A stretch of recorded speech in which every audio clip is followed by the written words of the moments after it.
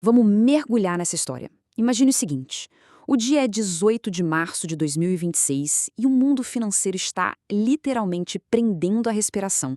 Uma crise num único ponto do mapa está criando ondas de choque pelo planeta inteiro. A pergunta que não quer calar é: como é possível que uma briga, uma disputa numa passagem de mar tão estreita, a milhares e milhares de quilômetros de distância? Consiga colocar em risco o equilíbrio econômico de países inteiros, dos mercados mais ricos aos que ainda estão se desenvolvendo? Pois é, essa é a anatomia de um dia que virou um dos momentos mais críticos para a arquitetura financeira global da última década. Para a gente entender como a situação chegou nesse ponto, a gente precisa ir direto para o epicentro de tudo.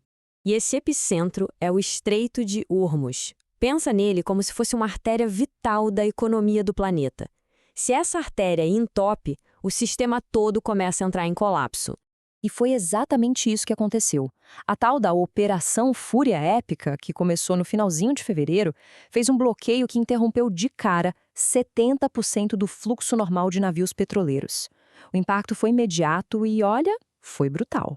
E essa interrupção no fornecimento de petróleo, claro, disparou a primeira consequência, a mais óbvia de todas: uma crise de energia no mundo inteiro. O preço do petróleo tipo Brent disparou, passando fácil da marca dos US$ 100 por barril. E o mais interessante aqui não foi só o pico de preço não, foi o começo do maior choque de oferta de petróleo que a gente viu na história moderna. Aí lá nos Estados Unidos a situação era um paradoxo. De um lado, um otimismo absurdo na Bolsa de Valores, com o índice Dow Jones quebrando a barreira histórica dos 50 mil pontos. E do outro, esse choque do petróleo ameaçando jogar no lixo todo o esforço que tinha sido feito para controlar a inflação. O que essa linha do tempo mostra é a velocidade com que tudo piorou. Em menos de 3 semanas, o mundo foi de um bloqueio naval para um aumento vertiginoso do petróleo, até chegar nesse dia, 18 de março, quando os bancos centrais foram colocados contra a parede e forçados a agir. E isso nos leva direto para o centro do drama financeiro, o dilema que os chefes dos bancos centrais no mundo todo estavam enfrentando. Esse dia, 18 de março, é conhecido no mercado como Super Quarta. É o dia em que tanto o Banco Central americano quanto o brasileiro anunciam suas decisões sobre as taxas de juros. E isso, claro, cria uma expectativa e uma volatilidade enormes.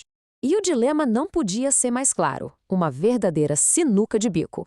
Eles deveriam aumentar os juros para lutar contra essa nova onda de inflação causada pelo petróleo, mesmo correndo o risco de jogar a economia numa recessão? Ou era melhor manter os juros como estavam e arriscar uma espiral inflacionária sem controle? Não tinha resposta fácil.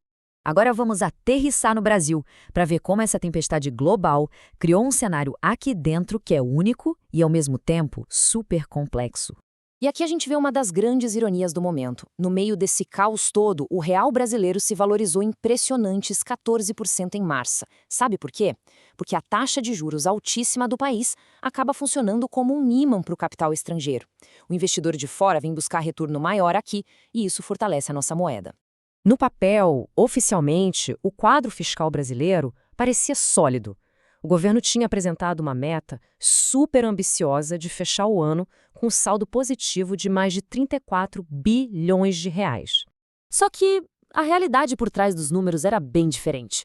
Quando os analistas do mercado colocam na conta as despesas que não aparecem no orçamento principal, o que se revela, na verdade, é um rombo de mais de 23 bilhões. E essa discrepância entre o discurso e a prática, claro, gera uma desconfiança enorme. E para complicar um pouquinho mais, 2026 é ano de eleição. As pesquisas mostravam um empate técnico e essa polarização toda só aumentava a incerteza sobre qual seria o rumo da economia, adicionando mais uma camada de nervosismo para o mercado local. Então, num mundo tão incerto assim, com crise geopolítica, dilema econômico, para onde é que o dinheiro dos investidores estava indo? Para onde eles estavam correndo? Bom, a primeira resposta é a mais tradicional de todas. Em tempos de crise, o dinheiro busca segurança, e o porto seguro clássico é o dólar americano.